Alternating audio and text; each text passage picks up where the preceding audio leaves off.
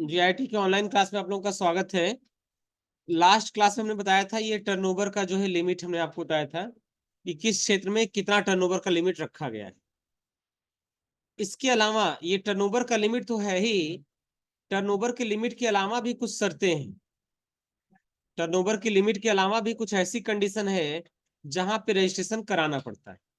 ये ध्यान दीजिए, बातें बंद कर दीजिए आप लोग।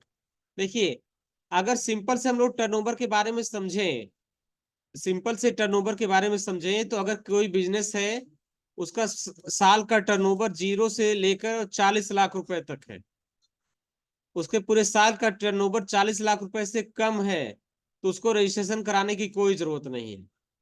अगर एक समरी के रूप में देखा जाए तो अगर किसी बिजनेस का टर्नओवर 40 लाख रुपए से कम है तो उसको कोई रजिस्ट्रेशन कराने की कोई लिमिट, रजिस्ट्रेशन की कोई जरूरत नहीं है।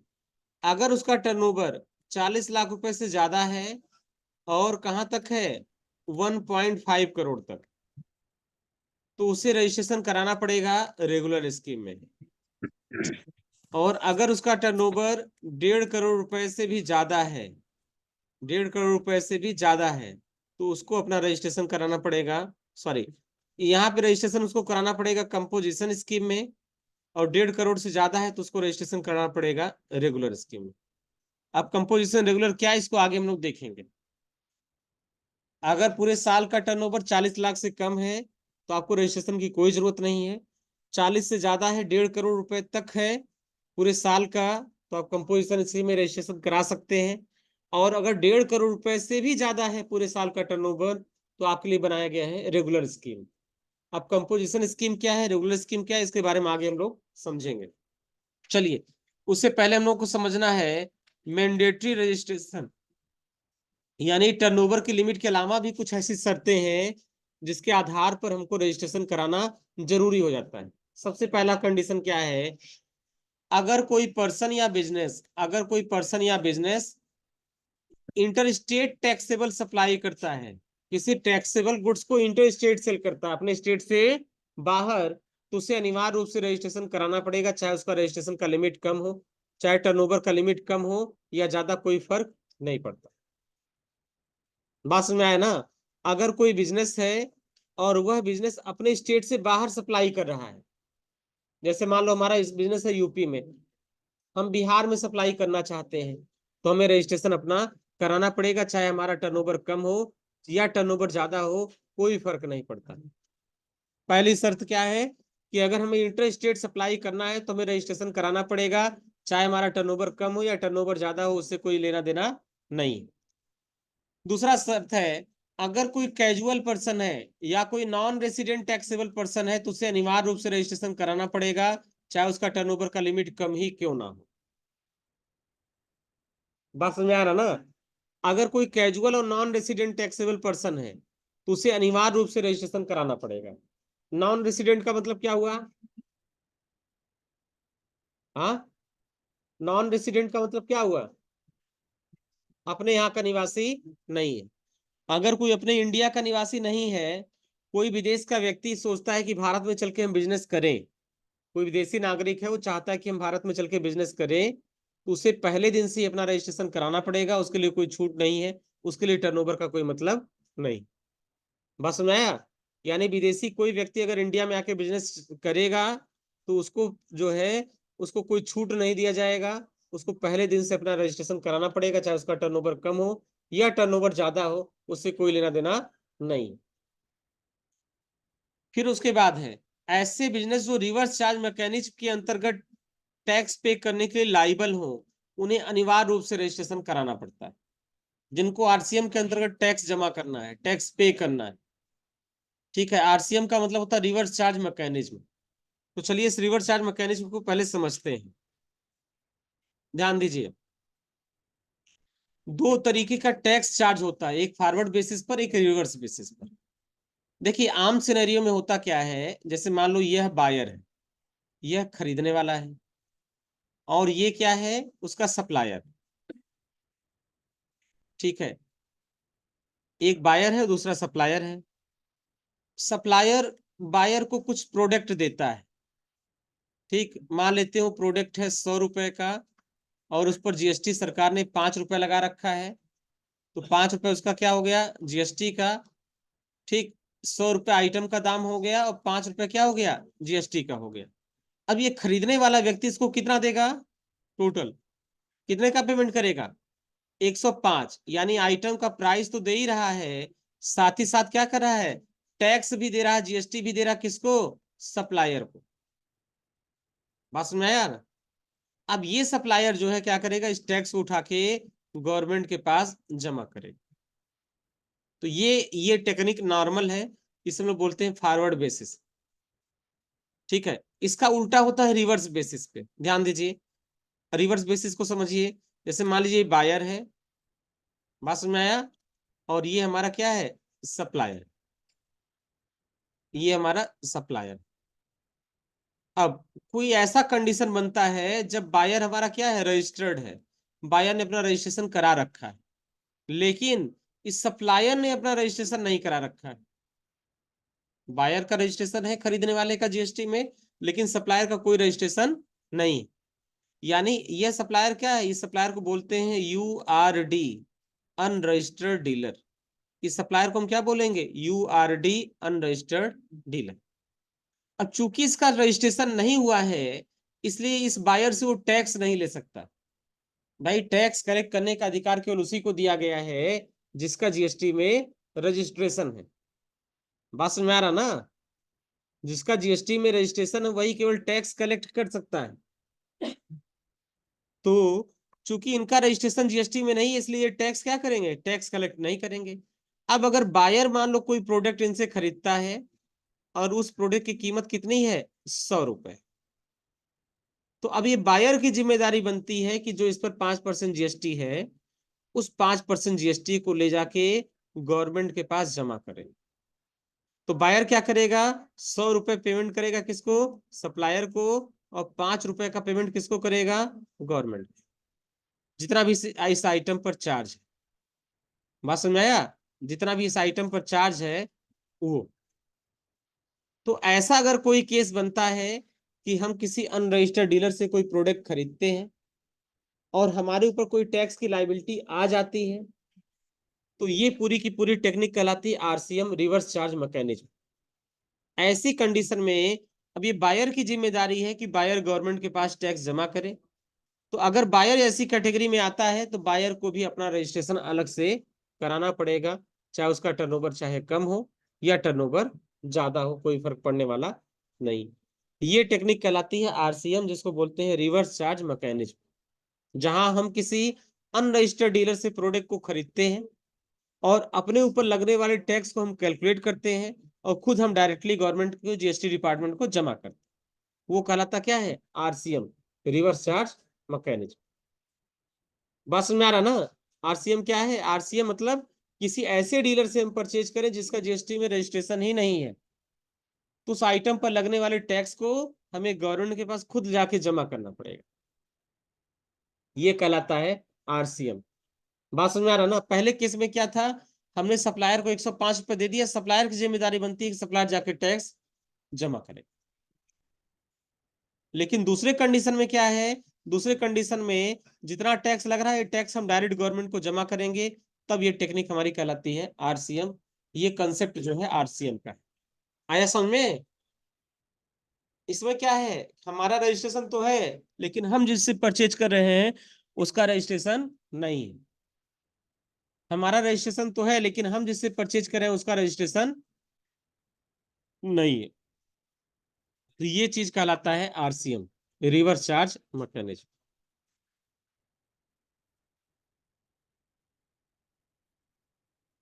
बात समझ में आ रहा ना।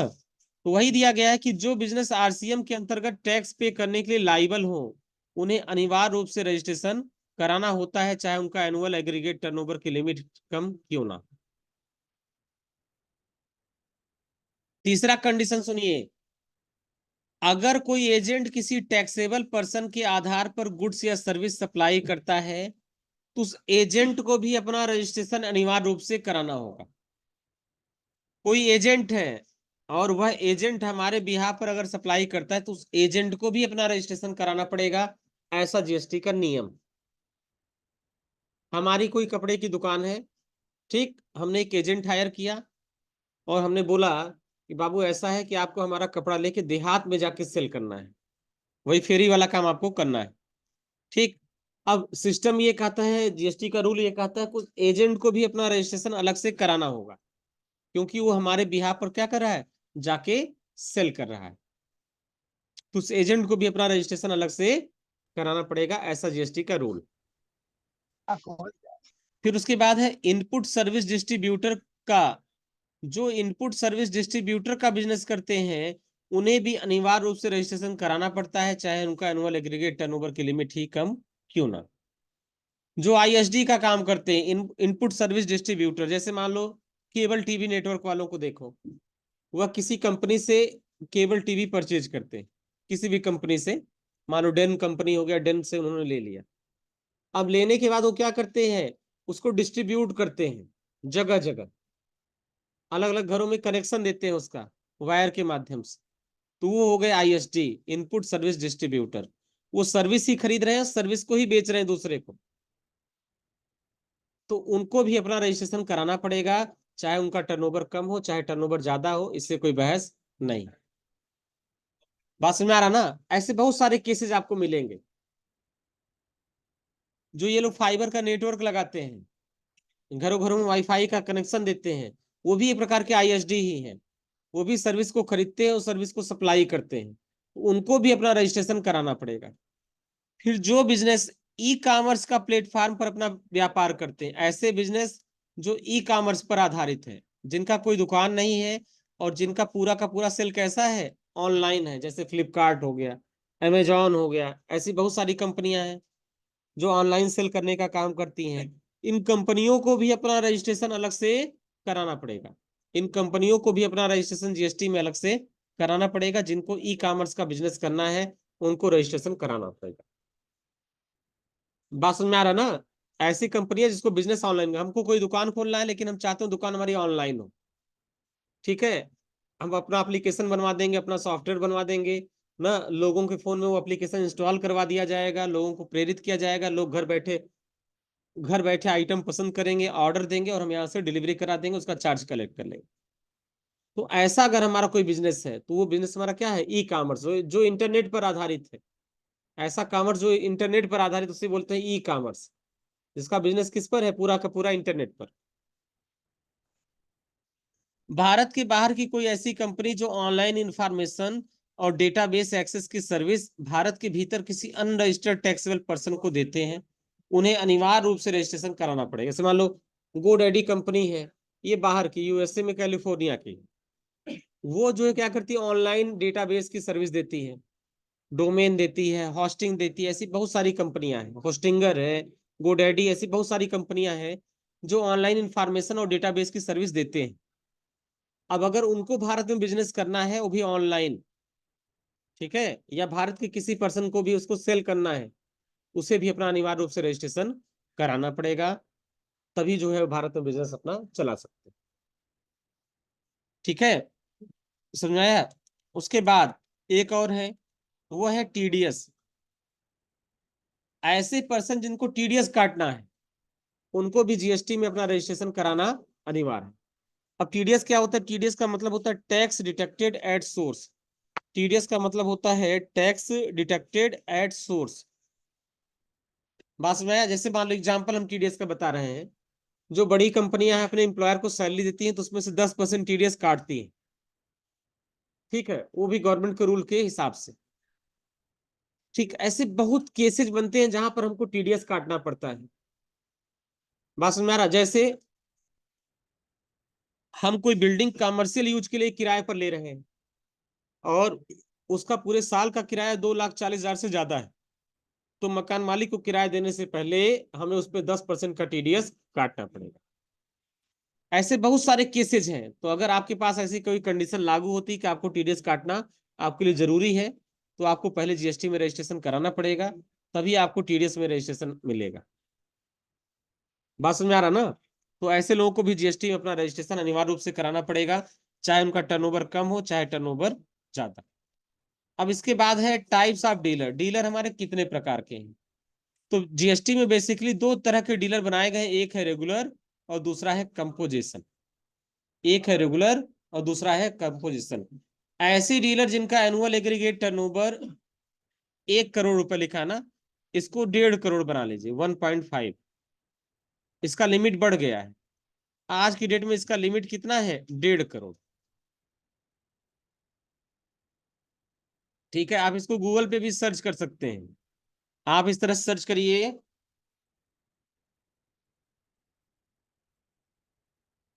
Turn over limit for regular dealer.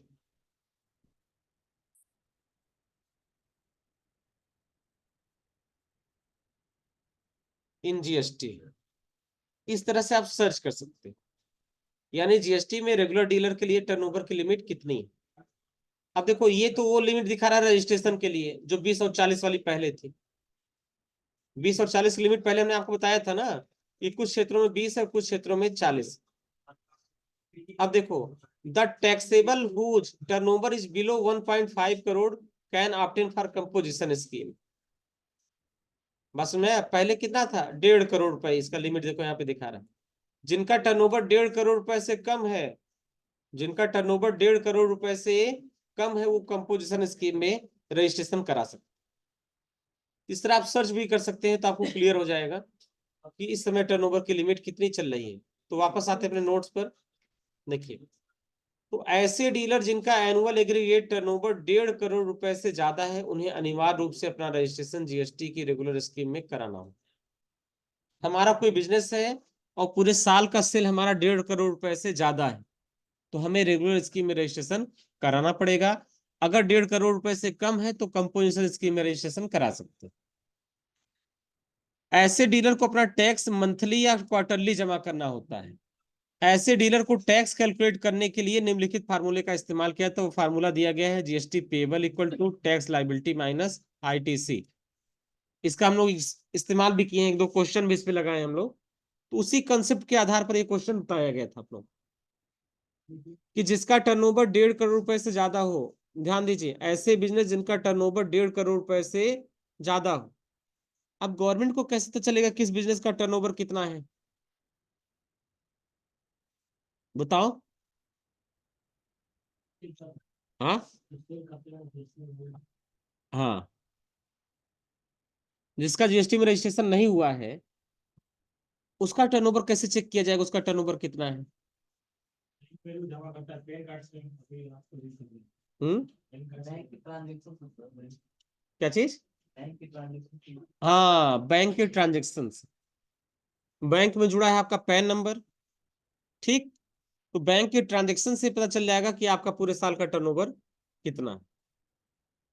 और अगर वो टर्नओवर आपका 40 लाख रुपए से ज्यादा जा रहा है, तो फिर आपको अपना रजिस्ट्रेशन कराना पड़ेगा। सर, कोई बिजनेस ना हो, कहीं पैसा आ रहा है तो। क्या चीज, कोई बिजनेस ना हो, 40 लाख मतलब ट्रांजेक्शन हो जा रहा है,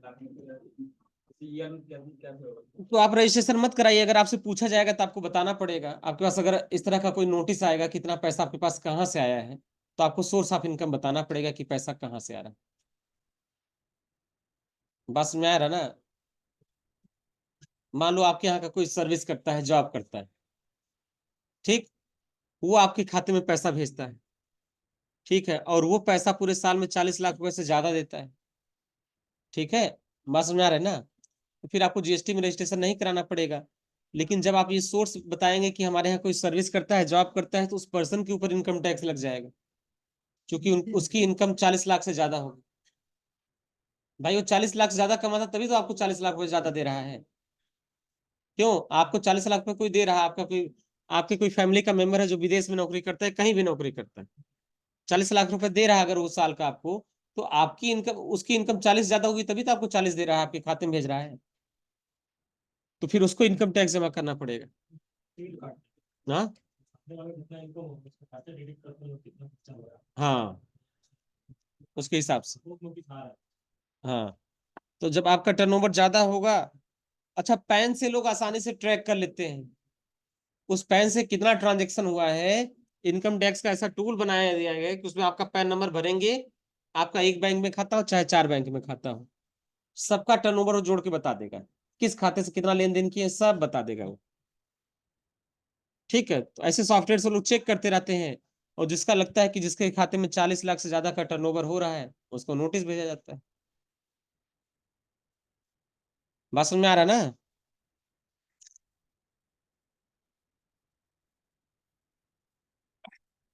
तो मिला जुला के बात यह है कि अगर आपका पूरे साल का टर्नओवर 1.5 करोड़ रुपए से ज्यादा है तो आपको रेगुलर स्कीम में रजिस्ट्रेशन कराना है, 1.5 करोड़ से कम है तो कंपोजिशन स्कीम में रजिस्ट्रेशन करा सकते हैं। रेगुलर स्कीम में अगर आपका रजिस्ट्रेशन हो गया तो आपको अपनी टैक्स लाइबिलिटी में से आईटीसी घटाना है और हर महीने अपना टैक्स जमा करना है। इसका टैक्स जमा करने का जो डेट होता है वो अगले महीने की 20 तारीख होता है, यानी जनवरी का टैक्स हम 20 फरवरी में जमा करेंगे, फरवरी का 20 मार्च तक, मार्च का 20 अप्रैल तक, अप्रैल का 20 मई तक। ऐसे हर महीने 20-20 दिन का टाइम आपको मिलता चला जाएगा। 20 दिन का इसलिए दिया जाता है, 20 दिन में आप जोड़ लीजिए कि आपका सेल कितना हुआ है, आप पर टैक्स कितना आ रहा है, और 20 दिन के भीतर उसको के जमा कर दीजिए। अगर 20 दिन के भीतर नहीं जमा करते हैं तो 50 रुपए पर डे के हिसाब से लेट फीस आपके ऊपर लगाया जाता है। एक दिन का 50 रुपए आपके ऊपर लेट फीस चार्ज होगा। आपको जमा करना था 20 फरवरी तक, 20 फरवरी तक आपने नहीं जमा किया, 22 को जमा किया, 2 दिन लेट हुआ तो 100 रुपए लेट फीस के साथ आपको जमा करना पड़ेगा। अब है कंपोजिशन स्कीम। कंपोजिशन स्कीम को बताया जाता है समाधान। कंपोजिशन का मतलब क्या है? समाधान। समाधान कहां पर होता है? जहां पर कोई समस्या होती है। बात समझ आया? तो जुलाई 2017 में जब जीएसटी को बनाया गया तो सिर्फ और सिर्फ एक ही स्कीम थी, वो थी रेगुलर स्कीम। सिर्फ एक स्कीम थी, रेगुलर। लेकिन अपनी कंट्री में ऐसे बहुत सारे बिजनेस हैं जो बिजनेस छोटे हैं, जिनकी ये क्षमता नहीं है कि अपने काउंटर पे वो कंप्यूटर लगाएं, चलाने के लिए एक स्टाफ रखें और इस स्टाफ को अलग से सैलरी दें। तो ऐसे बिजनेस को जीएसटी में काम करने में बड़ी दिक्कत हो रही थी, जीएसटी को समझने में बहुत ही दिक्कत हो रही थी। तो ऐसे बहुत सारे बिजनेस ने मिलकर विरोध किया जीएसटी का, कि हम जीएसटी का बहिष्कार करते हैं, हम जीएसटी नहीं लगाएंगे, नहीं लगाएंगे, नहीं लगाएंगे। तो जब भारत ने देखा कि देखो अपनी कंट्री में आप अगर कैलकुलेशन करो, आपने छोटा सा शहर पटौना का कैलकुलेशन करो तो यहाँ बड़ी दुकानें आपको कम मिलेंगी और छोटी दुकानें ज्यादा मिलेंगी। अब वो छोटी दुकानों की क्षमता है नहीं कि वो रजिस्ट्रेशन कराएं और अपना जो है अलग से कंप्यूटर लगाएं, स्टाफ रखें। इन सब दुकानदारों ने बहुत विरोध किया। तब सरकार ने एक स्कीम बनाई, उसको बोला समाधान योजना। उस स्कीम में बोला गया कि बहुत ही हम आसान प्रोसेस आपके लिए बना दे रहे हैं। आपको ना तो कोई कंप्यूटर लेना है, ना तो कोई सॉफ्टवेयर लगाना है, ना तो कोई ऑपरेटर बैठाना है। अपने टर्नओवर में जितना आप कमाएंगे उसका 1% ला के आप टैक्स जमा कर देंगे। बात समझ आया? ना तो आपको इनवाइस वाइज डिटेल मेंटेन करने की जरूरत है, ना आपको स्टॉक मेंटेन करने की जरूरत है कि हमारे दुकान में कितना स्टॉक है। ठीक। तो प्रोसेस को बिल्कुल आसान बना दिए कि कोई दिक्कत नहीं, आप परेशान नहीं। और वो भी टैक्स कैसे जमा करना है? तिमाही, 3 महीने में एक बार। आपने देखा जनवरी में हमारी सेल है 10,000, फरवरी में सेल हमारे 20,000, मार्च में सेल है 20,000, टोटल तीनों महीने की सेल कितनी हो गई? 50,000। अब 50,000 का 1% टैक्स लगा के आपको अप्रैल में जमा कर देना। तो जनवरी फरवरी मार्च का टैक्स अप्रैल में देना, वो भी 1%। तो लोगों के लिए हो गए सुविधाजनक, आसान हो गए। बात समझ में आ गया ना? उनको इनवाइस वाइज डिटेल रखने की जरूरत नहीं है कि किस किस इनवाइस से हमने परचेज किया था, किस किस इनवाइस से सेल किया है था। ना टैक्स इनवाइस बनाने की जरूरत है, ना अपने कस्टमर से टैक्स लेने की जरूरत है। उनको ये सब कुछ से क्या किया? आजाद कर दिया गया। और उनको बता दिया गया कि आपको एक समाधान योजना में रजिस्ट्रेशन कराया गया। तो पहले इसकी लिमिट थी 75 लाख, जब जीएसटी में था। जब जीएसटी नया नया आया था तो ये बोला गया कि अगर आपके पूरे साल का टर्नओवर 75 लाख रुपए तक है तो आप कंपोजिशन स्कीम में रजिस्ट्रेशन कराइए। फिर कुछ दिन बाद गवर्नमेंट ने क्या किया? उसका लिमिट बढ़ा के 1 करोड़ रुपए कर दिया, कि कोई बात नहीं, अगर आपका टर्नओवर 1 करोड़ रुपए तक है तो आप जीएसटी में रजिस्ट्रेशन कराइए। फिर कुछ दिन बाद उस लिमिट को बढ़ा के 1.5 करोड़ कर दिया गया। तो आज की डेट में 1.5 करोड़ रुपए आपके टर्नओवर की लिमिट है, कि अगर पूरे साल में आप 1.5 करोड़ का बिजनेस करते हैं तो आपको जीएसटी में रजिस्ट्रेशन कराना, आपको रेगुलर स्कीम में रजिस्ट्रेशन नहीं कराना, आपको कंपोजिशन में कराना है।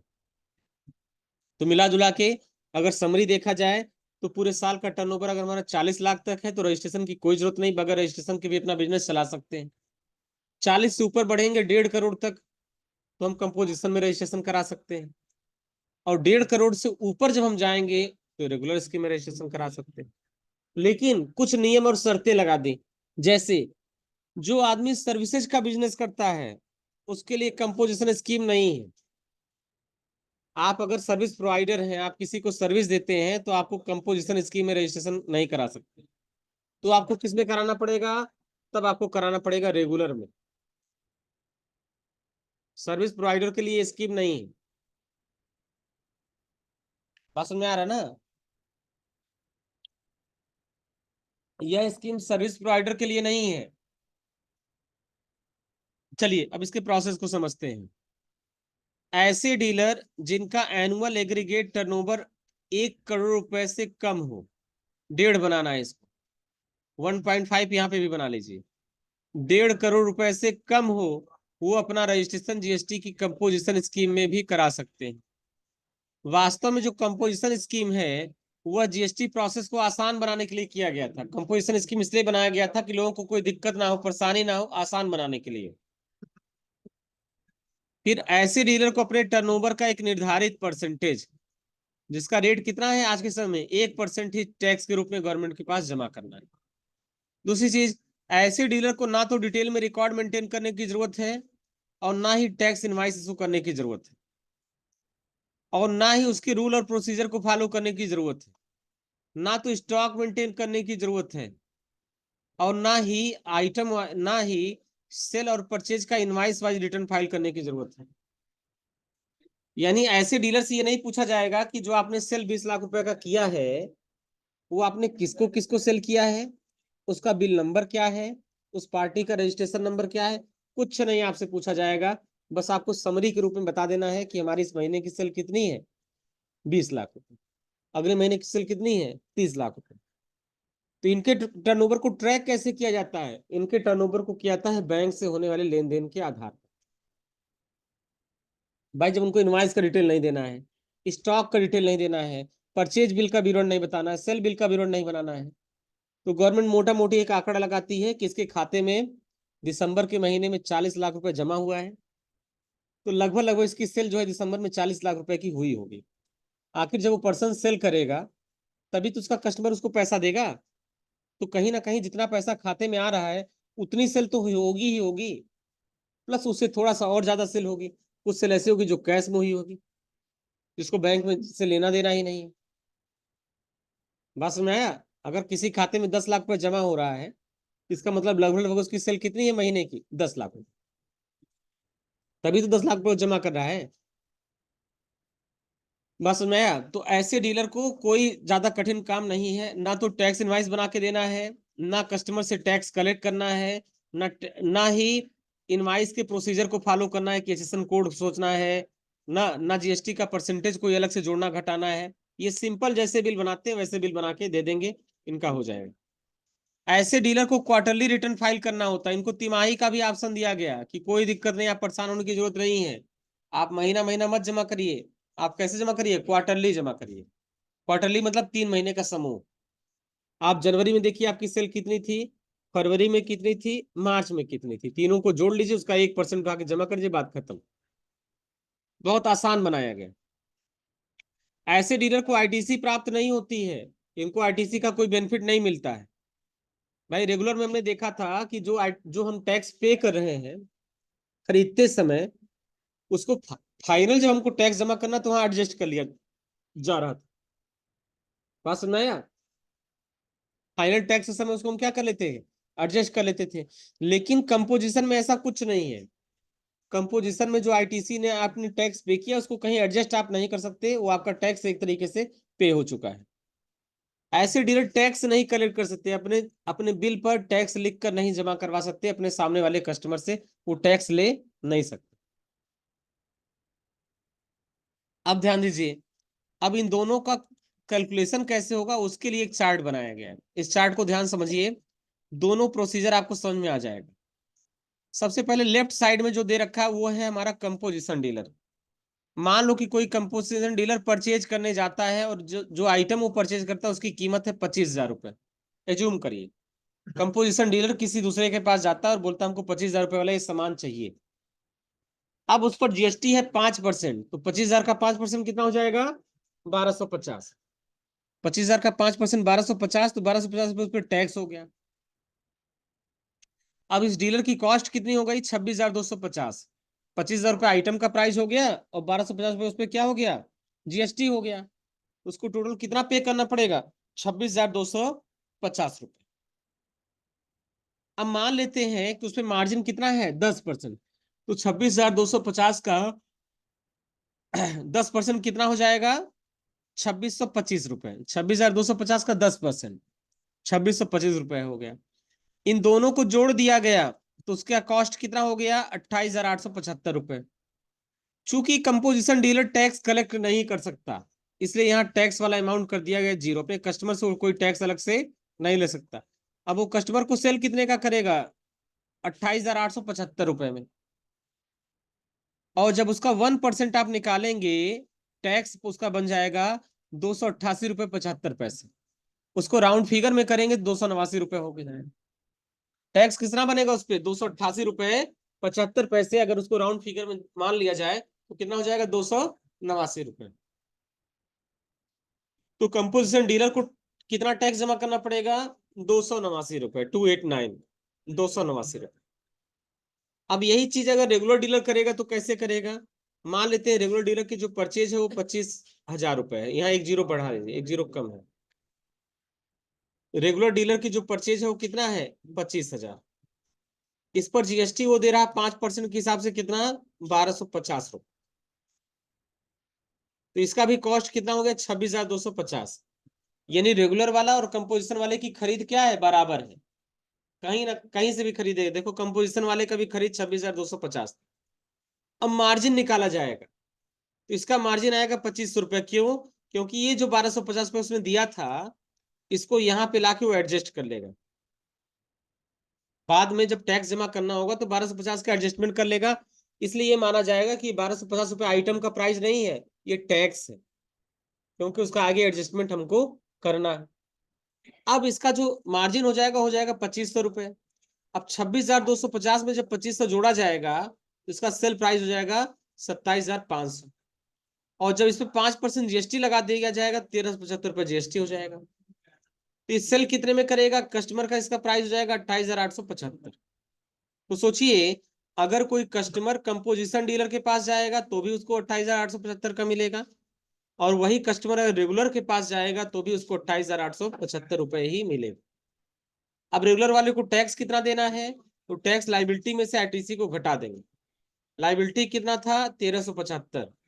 आईटीसी कितना है? 1,250। 1,375 में से 1,250 को घटा देंगे तो बचेगा कितना? 125। यही हो गया हमारी कितनी? यही हमारा हो गया रेगुलर डीलर का टैक्स। ये दोनों का प्रोसीजर अलग अलग। यहाँ देखिए, रेगुलर डीलर वाले को मान किया जा रहा है कि इसका जो खरीद है वो ये, और इसी का मार्जिन यहाँ पे रखा जा रहा है 25,000 का 10%, 2,500 रुपये। लेकिन कंपोजिशन वाले का चूंकि ये पैसा कहीं रिवर्स होगा नहीं, कहीं एडजस्ट होगा नहीं, इसलिए उसकी कॉस्ट ज्यादा हो जा रही है 26,250 रुपये।